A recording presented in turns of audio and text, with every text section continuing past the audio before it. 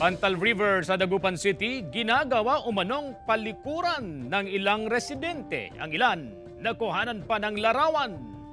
Narito ang report.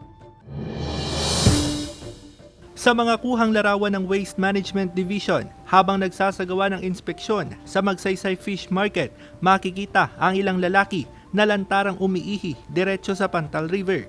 Nakatanggap kasi ng report ang WMD na mailan umanong individual na ginagawang palikuran ang Pantal River. Doon pa talagang napicturan, talagang nandun sila, nandun na yung mga martial, ginagawa pa nila yung mga pinagbabawal natin. Pati yung pagtatapon ng kwan dyan sa ilog.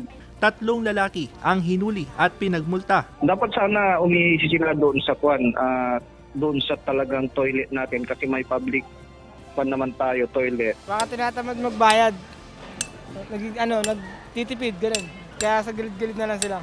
Malapit lang kasi yung ilog eh. Ayon sa Department of Environment and Natural Resources, may masamang epekto sa mga kailugan ang human waste tulad ng ihi at dumi. Maapektuhan din ang kalidad ng tubig sa mga river system. Huwag po tayong nagtatapon ng dumi natin o yung mga particularly mga human waste, animal waste directly sa ating river system. Malaki pong epekto ang magiging dulot niyan sa mga living organism po natin dyan. Kasama si Wilson C. Russell Simorio, Balitang Amianan.